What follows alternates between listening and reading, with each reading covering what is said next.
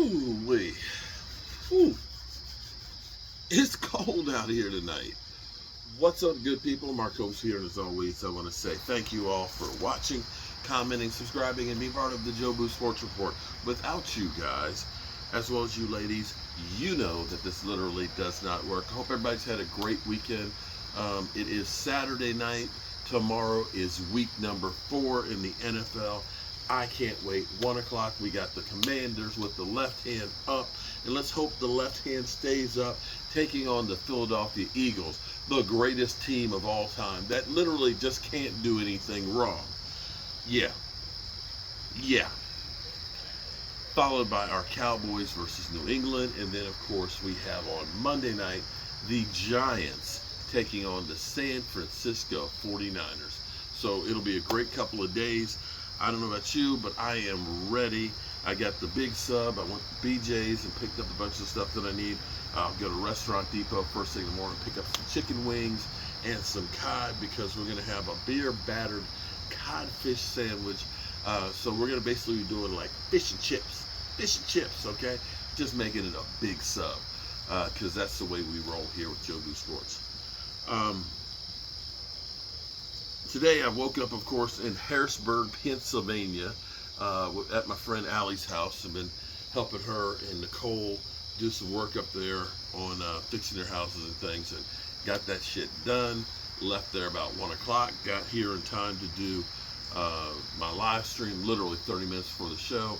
And since that time, I've been getting ready for tomorrow. And also my daughter has been here, and we've been actually playing spades and stuff and having some really nice family time together. And so that's why I haven't been out here doing too much. You know, you have to stop and do things differently sometimes and hang out with your family and let them know how much you care about them and enjoy that time together. And it's been a wonderful evening. And of course, tomorrow, hopefully it'll be a wonderful day. And I am looking forward to hopefully the Dallas Cowboys getting back on track, because it's almost crazy. It's almost crazy how ESPN, Fox Sports, NBC Sports, and all these sports shows, it's almost like they've taken it up to a whole nother notch. And being excited as they can be because the Cowboys, oh my goodness. Have you noticed how, and this is even funny to me because my daughter, Michaela, who doesn't necessarily watch very much football, she'll come over and enjoy the games and stuff, but doesn't really follow it, football that much. But she's like, why do they always talk about Dak Prescott? She's like, it seems like they're all, is he injured or something? She's like, why are they always talking about it? It's like, because that's what they do, is they talk about Dak Prescott. And it's so funny because things that they go about with Dak change, that no longer become relevant. It just disappears in the ether, okay?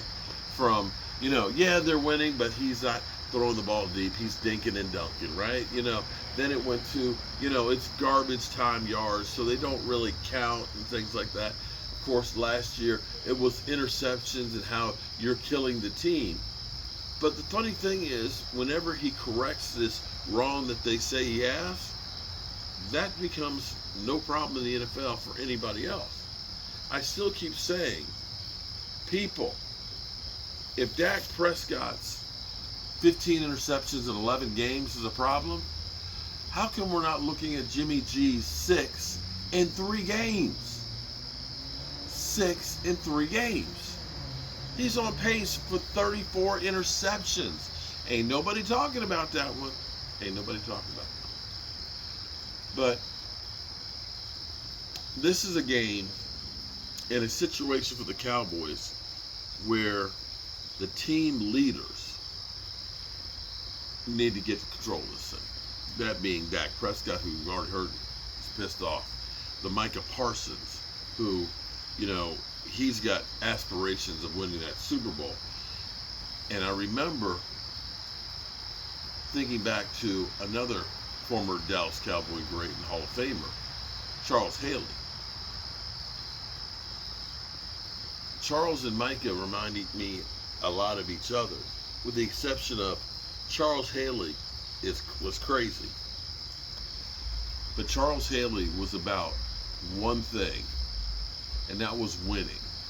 And if you weren't about winning, Charles wouldn't have anything to do with you other than kicking your ass. And this would be a situation where Charles would be putting foot in asses. And Charles didn't mind putting a foot in anybody's ass. He put one in Jerry Jones's ass about Emmitt Smith when Emmitt Smith was holding out. Yeah. And that's what you need right now, is you need some guys to put foots in asses to make sure everybody is focused on one thing. Because see, each Sunday you got 17 chances to prove that you're one of those teams that have the right to try and go on to a Super Bowl. Tomorrow is another one of those chances. And the Cowboys, they got to make the most of it. They got a tough road to hoe. There ain't no bullshit. You got the 49ers, you got the Chargers right behind that. You've got some rough games ahead of you. And you can't be sleepwalking into those. So hopefully we can start getting this thing together. I am still kind of myth and in shock right now about Tyron Smith. We continue to do the same thing over and over again, expecting a different result. We looked at Tyron Smith and we said, okay, forget the fact that he hasn't been able to play a full season since 2015. This year is going to be different. This year he's going to be ready to go. And I don't have a problem with saying, let's try and keep the big fella going. The bigger problem is you need to be able to have a backup plan. And that's the thing the Cowboys have never done with Tyron Smith. You know that he's going to have issues, but we don't put a backup plan in place. And that's not Tyron Smith's fault. That's the Cowboys organization. But I feel like, and I may be wrong, but I feel like the Cowboys win this one going away. And I'm looking at 31-10. Maybe I'm crazy, but I think the Cowboys offense finally will say, enough is enough. Let's get this shit going. Let's hope. Phew. It's been a long day and a long week. And I'm going to carry my butt to bed because tomorrow will be a long day. Day full of football. And then come Monday, I'll be headed back down to the country to the Red Brick House. And got a couple things we got to take care of down there next week. But I'll be there for the New York Giant game, so that'll be fun. That will definitely be fun. So, with all that being said, I'm tired, boss. I'm real tired.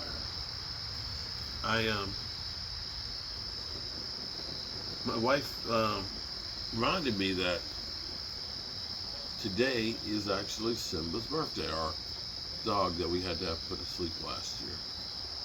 Simba would have been 14. And what's kind of crazy, this is really crazy here.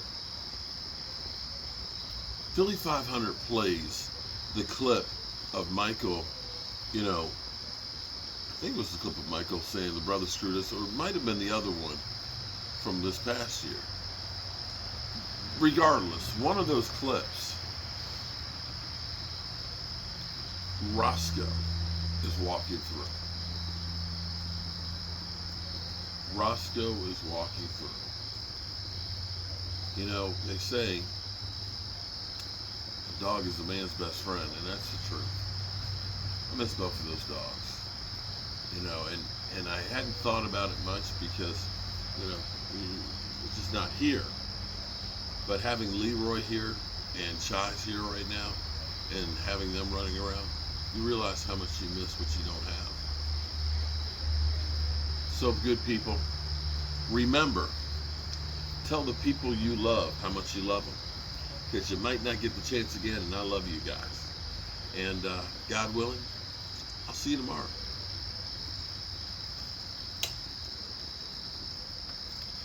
Now, the big question is, are we going to watch the games out here in the outdoor studio? Which means I've got more work to do to get it together. We'll figure that out in the morning. Peace out.